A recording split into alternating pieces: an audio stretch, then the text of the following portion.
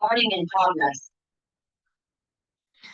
Fíjate lo que dice la palabra de Dios en el libro de los Hechos de los Apóstoles. Vamos a leer el capítulo 1 desde el versículo 6 hasta el versículo 11 y lo hago desde la versión Dios habla hoy. ¿Qué dice la palabra del Señor? Veamos. Los que estaban reunidos con Jesús le preguntaron, Señor, ¿vas a restablecer en este momento el reino de Israel? Jesús les contestó, no les toca a ustedes saber en qué día o en qué ocasión hará el Padre las cosas que solamente Él tiene autoridad para hacer. Pero cuando el Espíritu Santo venga sobre ustedes, recibirán poder y saldrán a dar testimonio de mí en Jerusalén, en toda la región de Judea y de Samaria, y hasta las partes más lejanas de la tierra. Dicho esto, mientras ellos los estaban mirando, Jesús fue llevado y una nube lo envolvió y no volvieron a ver. Y mientras miraban cómo subía Jesús al cielo, dos hombres vestidos de blanco se aparecieron junto a ellos y les dijeron, Galileos, ¿por qué se han quedado mirando al cielo? Este mismo Jesús que estuvo entre ustedes y que ha sido llevado al cielo, vendrá otra vez de la misma manera que lo han visto irse allá. Esta, sí, esta y solo esta es la palabra de Dios, aquel alimento celestial que se nos da para que nosotros crezcamos y maduremos en la fe. Bien, pues, a ver, pues, eso, a ver, estamos ya terminando el tiempo de Pascua. Fueron 6 semanas en que recordamos una y otra vez el hecho asombroso, inaudito de la resurrección de Jesús. Jesucristo es el vencedor. Jesucristo es el que ha triunfado sobre las tinieblas. Jesucristo el que se ha impuesto en virtud de su fuerza en contra de las potestades del mal presentes en el mundo. Él dio de comer al hambriento. Él dio oído a quienes no tienen voz. Jesucristo es aquel que ha hecho milagros a la gente sencilla, siendo él mismo una persona del pueblo. Entonces vemos cómo el Señor ha vencido las estructuras del poder, cómo el Señor ha vencido al pecado que se hace patente y manifiesto en medio de la realidad. Jesucristo es el Dios todopoderoso, o como me gusta decir a mí, Jesucristo es el Dios todo amoroso, que lleno de ternura y de misericordia, ha abrazado al mundo entero para ser voz de aquel quien es el Padre íntimo, el Dios que viene a ser revelado en la persona de Dios Hijo. Bueno, Jesucristo es el vencedor. Jesucristo es el que triunfa sobre la muerte, sobre el pecado, sobre las estructuras de injusticia. Es Él el Rey que trae consigo el reino. ¿Qué queremos seguir celebrando? Se terminaron los 40 días del tiempo de Pascua y pareciera que se acaba entonces la celebración. No, no pasa así, porque 40 días después de que Jesús predicara, enseñara a sus discípulos como ya resucitado, él eh, asciende al cielo y asciende al cielo dejándonos una promesa de su presencia, atención, de su presencia a través de su Espíritu. Al Espíritu Santo también se le conoce como el Espíritu de Jesús. Y a mí me gusta mucho esa denominación porque el Espíritu de Jesús nos recuerda, vuelve a traernos al corazón todo el mensaje y el estilo de Jesús y hace posible que nosotros caminemos tras su huella. Entonces, este domingo, sí, este domingo celebraremos la ascensión del Señor. Terminan los 40 días de Pascua, del tiempo de Pascua, y celebramos la ascensión del Señor. Y por eso traemos a colación este texto que acabamos de leer. Y si me permiten, voy a hacer un breve comentario a esto. Primero, ¿se fijan ustedes que los amigos de Jesús, los apóstoles, los discípulos, siguen todavía como pegados en su estructura mental? Siguen queriendo dar respuesta desde lo que ellos habían esperado y de lo que ellos creían que iba a ser el Mesías. Ellos, como buenos judíos, esperaban, y con justicia, que Dios actuara nuevamente en la historia de Israel, liberándolos de sus enemigos. Ya había pasado eso con anterioridad. Dios había valido de pueblos paganos para castigar, para disciplinar a su pueblo. Ya lo había hecho a través de los asirios, que son ellos los que se llevan y hacen desaparecer para siempre a 10 tribus.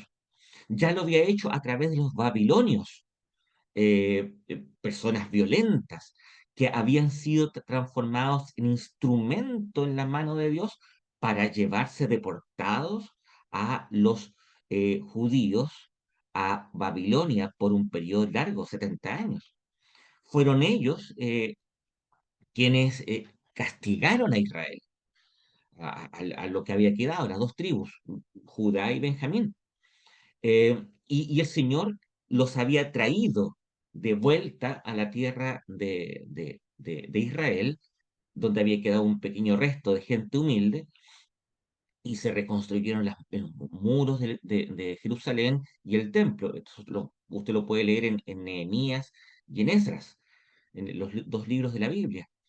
Vemos cómo constantemente Dios había liberado a su pueblo. Más anteriormente, cuando el Señor libera, les da libertad al pueblo de Israel cautivo en Egipto, y como con brazos fuertes, eh, él hundió a los carros del faraón ahí en camino a la tierra prometida. ¿Se acuerda? Entonces, Dios había actuado muchas veces de forma muy explícita en contra de los enemigos de Israel. Y ellos evidentemente esperaban que también Dios actuara en contra del imperio romano. Eh, Dios actuando en contra de ellos implicaba una victoria para el pueblo de Israel. Entonces estos judíos, estos amigos de Jesús, siguen esperando la restauración del reino de Israel. O sea, Señor, quítanos el yugo romano y vuelve a traer el esplendor de la independencia. Estas personas todavía están pegadas con esa idea. Ellos siguen creyendo en que Jesús va a ser un líder guerrero, un líder militar, que va a traer, como les digo, victoria en contra de los romanos. Eh, Ahora, insisto, una victoria correctamente esperada. ¿Quién quiere que su país esté bajo el yugo de un imperio opresor?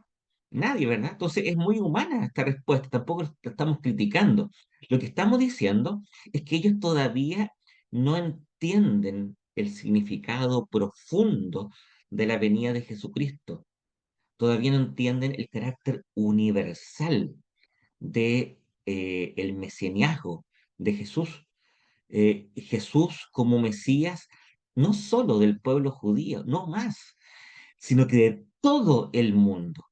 Ya no es el pueblo de Israel un pueblo especial, sino que las fronteras del pueblo elegido se expanden hasta abrazar a todos los habitantes de la tierra.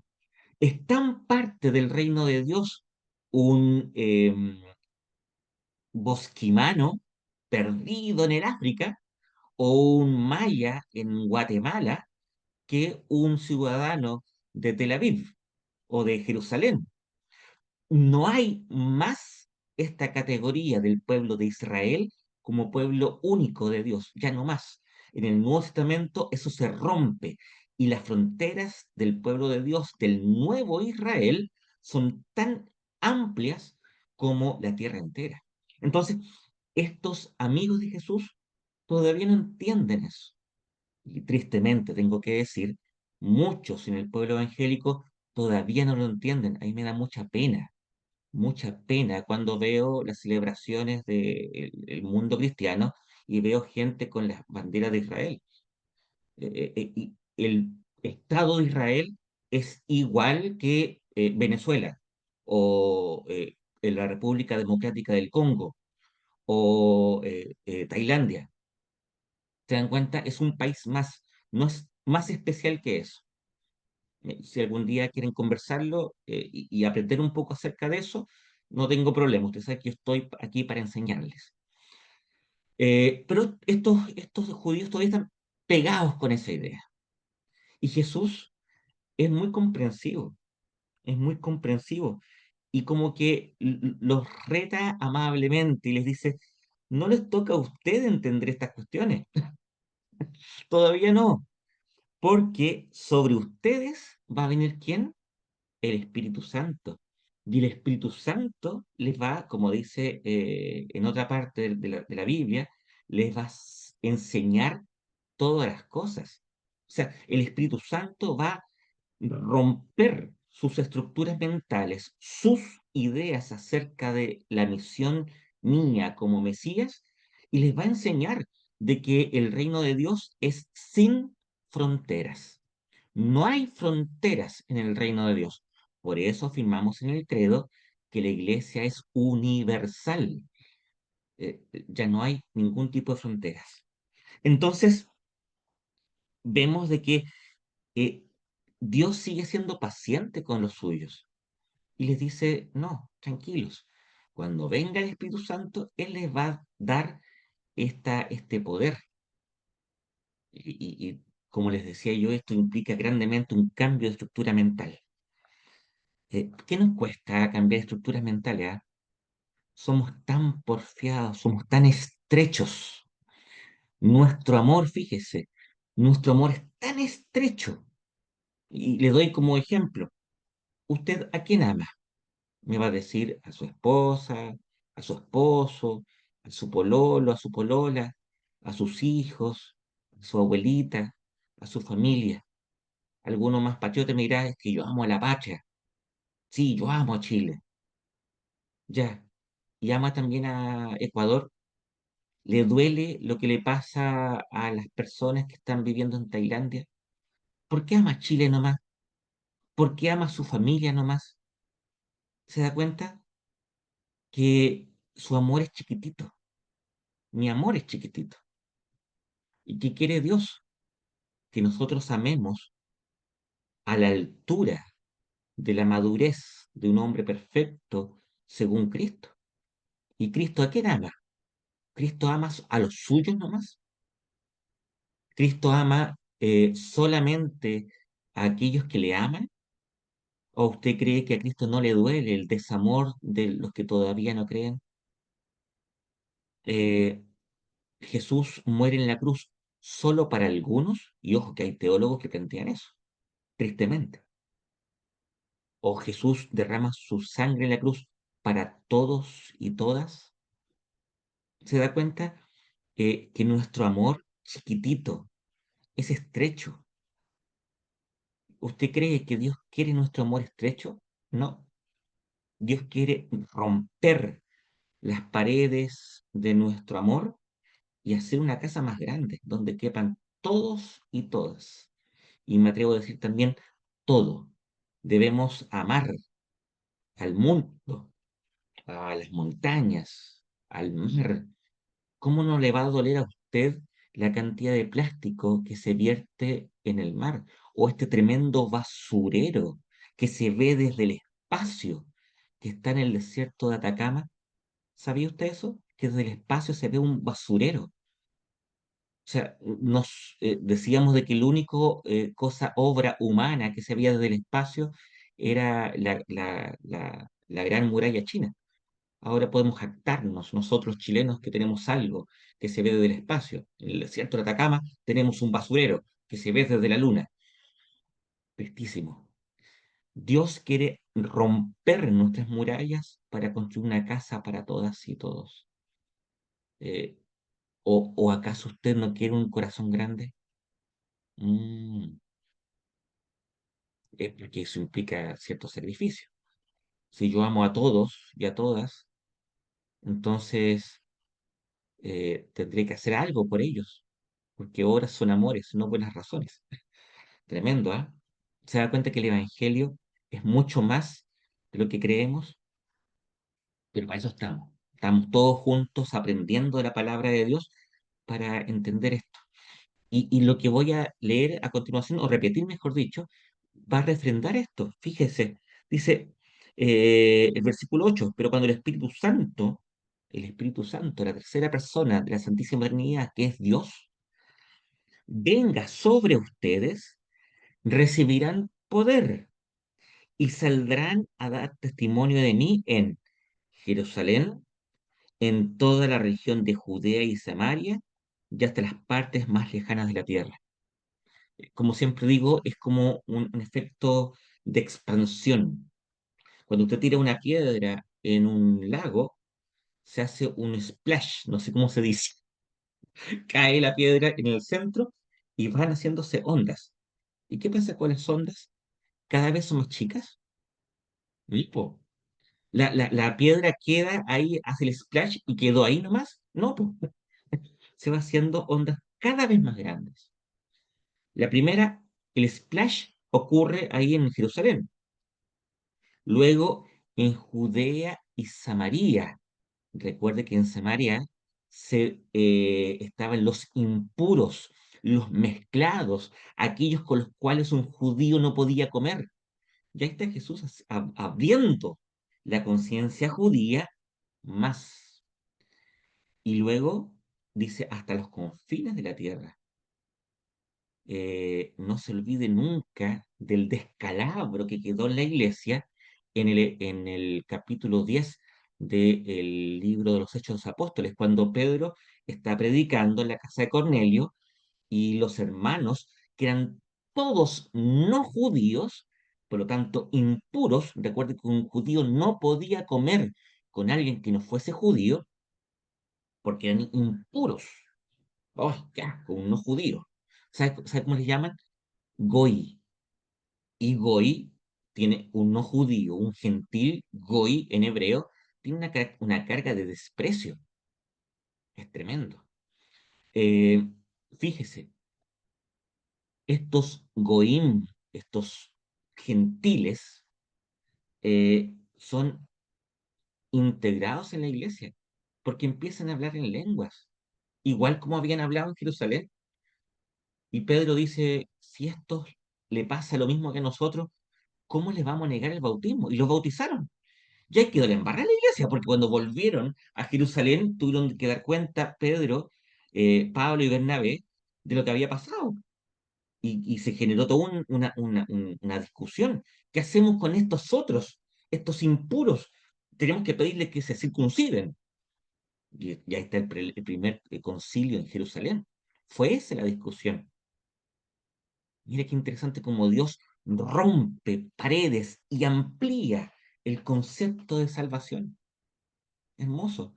Entonces, estos hasta los confines de la tierra involucra lo que decíamos al comienzo, esta iglesia infinita, donde no hay ningún tipo de discriminación, donde hay una apertura, porque el amor no puede sino que abrirse a los demás.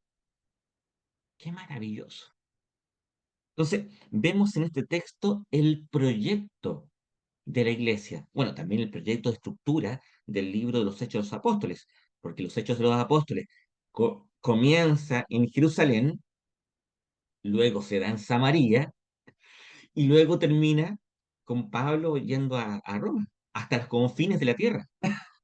Un detalle importante para entender la estructura literaria del libro de los Hechos de los Apóstoles. Entonces, primero eso, el proyecto de Dios que se abre, el proyecto de Dios en la iglesia que es apertura, que es incluyente a todas las naciones. Ya no hay distinción de ningún tipo. Recuerde usted de que en el libro del Apocalipsis, cuando se describen a la iglesia, a los millones y millones, las miriadas, una palabra un poco rara, pero más que millones, de personas adorando en el cielo con vestiduras blancas, dice que estaban compuestas de toda lengua, de toda nación. Eh, Ahí está reflejado esta universalidad, esta catolicidad de la iglesia.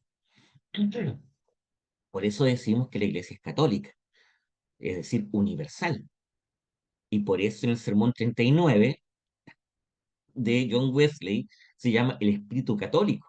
El metodista tiene una vocación muy potente a lo que estamos hablando, esta apertura. Siempre ha sido así y siempre será así. Eh, eh, Hay de nosotros si quisiéramos reducir esa apertura, porque reducir esa apertura significa, ah, no, usted no puede entrar aquí. Qué pequeño es el corazón de alguien que piensa así. Y no se me ocurre algo más triste que eso. Bien, creo que el punto quedó claro, me explayé bastante sobre eso. Vamos entonces a ver lo que pasa con la ascensión. Dice que, dicho esto, de anunciar la venida del Espíritu Santo, que será la semana siguiente vamos a estar celebrando Pentecostés. Pentecostés significa 50 días, y 40 días era la ascensión después de la Pascua, 50 días después de la Pascua es Pentecostés. Pero ya vamos a estar hablando sobre eso más adelante. Dicho esto, mientras ellos estaban mirando, Jesús fue llevado y una nube lo cubrió y no volvieron a verle. Ojo con eso, la nube es una de las formas en que Dios se manifestó en el Antiguo Testamento. ¿Se acuerdan la nube que guiaba al pueblo de Israel en el desierto? A esa nube se le llama Shekinah.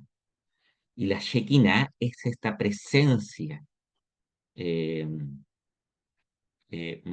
me atrevo a decir maternal, porque Shekinah es en femenino, esta presencia maternal que va guiando a Israel en el desierto. Y es esta nube la que cubre a Jesús y lo lleva y se desaparece de la visión de ellos. Eh, mientras estaban, mientras miraban como Jesús subía al cielo, dos hombres vestidos de blancos aparecieron junto a ellos y le dijeron, y fíjense la pregunta, Galileos, ¿por qué se han quedado mirando el cielo? En la versión Carlos Parada Miranda dice, eh, no sean pavos, ¿qué hacen ahí boca abierta mirando el cielo? ¿No se dan cuenta de que hay mucha pega por hacer? Me encanta eso, me encanta. Y los ángeles, digamos así, podemos presuponer que son ángeles, estos varones que están vestidos de blanco, que como se describen a los ángeles en el Nuevo Testamento, sobre todo las apariciones de Jesús o el anuncio de Jesús resucitado, les dice, eh, este mismo Jesús que estuvo entre ustedes y que ha sido llevado al cielo, vendrá otra vez de la misma manera que lo han visto irse allá. Es decir, les anuncian a los amigos de Jesús y a nosotros indirectamente el retorno glorioso de Jesús. Así como Él se fue en las nubes del cielo, Él volverá de la misma manera. Hagamos una breve reflexión con respecto a la importancia de la ascensión. Jesús se va al cielo. Jesús se sienta a la derecha del trono de la gloria, del trono de la gracia. Y esto en lenguaje bíblico significa que Él es victorioso. Sentarse en el trono significa que ha terminado la guerra. Los reyes, cuando participaban de una batalla, estaban de alguna forma, si no bien cierto, en el frente de batalla, estaban dirigiendo la guerra.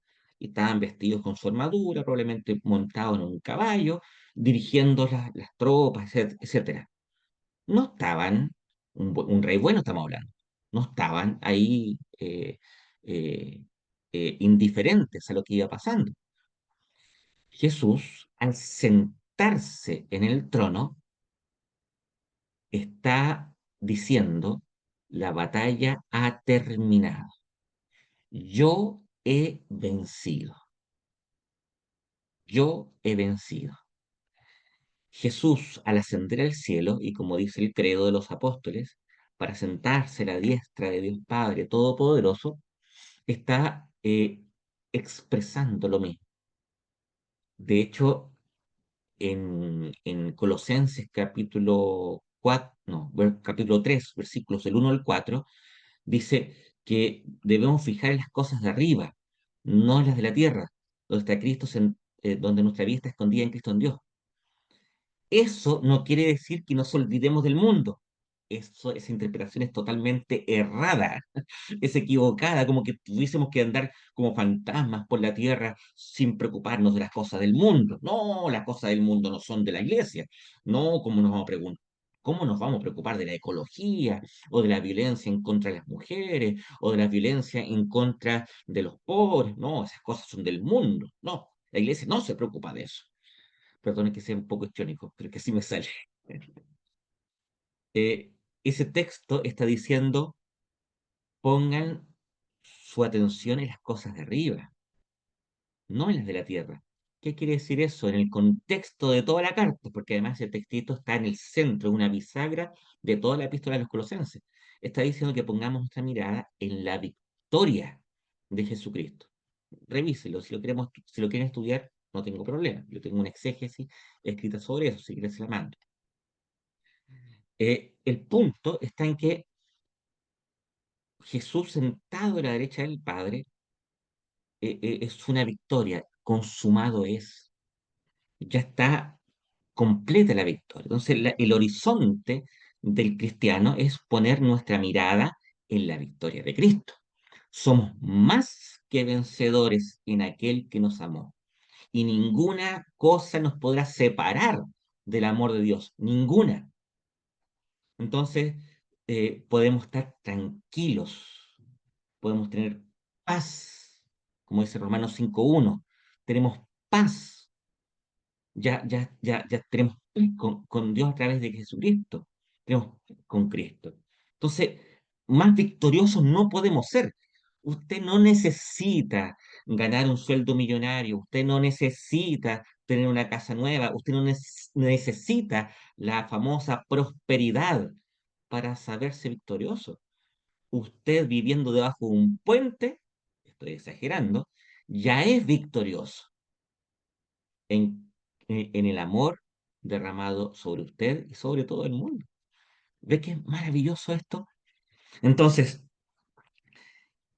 Jesús ascendiendo al cielo es una señal de victoria para todos y todas. Es un regalo gigantesco. Entonces, saber que Jesús ascendió al cielo es, es la consumación perfecta de todo el plan. Y saber de que Jesucristo volverá implica una esperanza muy grande, de que este sistema de cosas va a pasar. La injusticia, la inequidad, la discriminación, la estrechez de corazón, citando a los prisioneros, todas esas cosas van a pasar.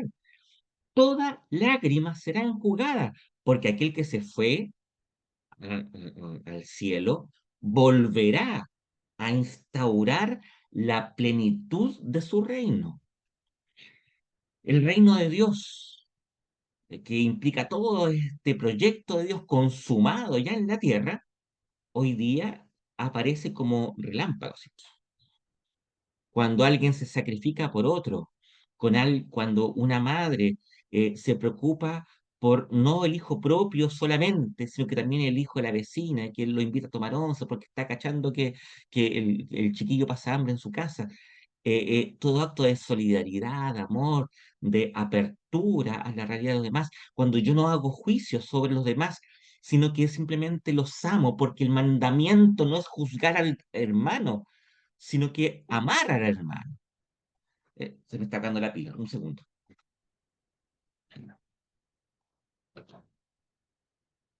Ya, estamos en vivo. Se me está acabando la batería del combo. Porque el mandamiento es amar, no juzgar. Usted no es juez de nadie, oiga. Usted no es juez de nadie. Usted está llamado a amar. Entonces, cuando usted ama en vez de juzgar, está siendo presente el reino. Pero son, como digo, bien como relámpagos en medio de la noche. El reino de Dios está iniciado, todavía no está consumado. Basta ver las noticias nomás. Los ricos siguen siendo más ricos y los pobres siguen siendo más pobres. Mujeres son asesinadas. Hace poco hubo otro femicidio. Eh, ¿Lo vieron las noticias? De este tipo que violó a la mujer que estaba embarazada y luego la asesinó. Oiga, eso es un signo del antirreino.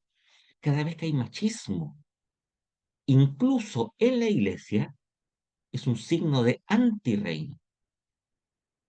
Eh, Cada vez que hay abuso, cada vez que hay alguien que se permite toquetear a una niña, cada vez que hay una mujer que es abusiva con su esposo o incluso con sus hijos, hay un signo de antirreino. Entonces, el reino de Dios está presente en el mundo, pero todavía falta para que sea pleno. Y para que eso sea pleno, implica en la segunda venida del Salvador. Entonces, mientras Jesús no vuelve, todavía debemos seguir el consejo de los ángeles, no quedarnos pegados mirando el cielo, sino que es ser investidos, y eso va a pasar en Pentecostés, con poder de lo alto, para ser testigos y testigas de el Evangelio, de la buena noticia de Jesucristo, hasta los confines del mundo, entre medio de todas las naciones, gente de todas condiciones, nivel educativo, social, todo. Esa y no otra es la misión de la iglesia. Por eso que la iglesia siempre es misionera. Y ojo, podemos ser no misioneros cuando predicamos un evangelio distinto a este, un evangelio que excluye. No es evangelio, es mala noticia, porque como hemos dicho, la dinámica del reino es romper las paredes. Bien, pues quería compartir con ustedes esto, porque me parece fundamental eh, que entendamos la Biblia. Si no estamos predicando otra cosa que la Biblia, pero para predicar la Biblia es necesaria una visión global de esta a la luz de, de todos los textos. ¿Se dan cuenta? Leímos esto a la luz de Apocalipsis, a la luz de Colosenses, a la luz del Evangelio de Juan. Eh, bueno, que Dios, que es Padre, Hijo y Espíritu Santo, nos ayude a hacer lo que debemos ser y no se olvide jamás. Hoy es el tiempo de arrepentimiento. Si usted en el transcurso de esta escucha, de este mensaje, se ha pillado con un corazón estrecho, se ha pillado juzgando a los demás en vez de amándoles, hoy día es el momento del arrepentimiento. Y yo, como su pastor, le invito a que se arrepienta. Le pido, por favor, arrepiéntase de la estrechez de corazón. Arrepiéntase. Como yo me esfuerzo todos los días y me encuentro con mi Señor misericordioso y soy investido con poder de lo alto para abrirme cada vez más a un amor verdadero, le invito a que usted también lo haga, esfuércese en el Espíritu Santo para que seamos carbón encendido en medio del mundo, para que todo arda con el amor de Jesucristo. Amén. Y se lo dijo como su pastor, porque para eso estoy aquí. Ay de mí si no predicara esto. Ay de mí, porque estaría predicando otro evangelio. Bien, pues te invito a que podamos orar. Oh Dios, estamos delante de ti, Señor, presentándote todas nuestras pequeñeces, eh, presentándote todo nuestro egoísmo, toda nuestra incapacidad de ser lo que debemos ser. Te pedimos perdón, Señor. Ayúdanos, te suplicamos, danos la fuerza, el amor de tu Espíritu Santo, para que podamos de verdad amar como tú quieres que amemos. Ayúdanos, Señor, a ser comprensivos, a ser misericordiosos, a ser misericordiosos, misericordiosas, así como tú has sido misericordioso con nosotros. Te suplicamos, Señor, que quites nuestros ojos, nuestra mirada de las alturas de los cielos y los ponga en el mundo, porque es fácil vivir, Señor, sin ver a nadie. No queremos eso. Ayúdanos, Señor. Abre nuestra mirada a los demás. Danos un amor grande, para que así, mientras esperamos la venida de tu Hijo, que así como subió al cielo, creemos que volverá, podamos amar. Ayúdanos, Señor, a ser una iglesia amorosa. Ayúdanos, Señor. No permitas que nuestro corazón sea mezquino. No permitas que nuestro corazón sea insignificante. No permitas, Señor. Rompe, rompe, Señor, las paredes de nuestro egoísmo para que seamos más como tu Hijo amado Jesucristo. Te pedimos esto porque sabemos que tú eres un Dios que es ternura, un Dios que es poderoso en amar. Tú, que eres Padre, Hijo y Espíritu Santo, Trinidad Santa e indivisible. Amén. Bien, pues, que Dios, quien es Padre, Hijo y Espíritu Santo, les bendiga y que tengan una buena jornada. Chaito, nos estamos viendo.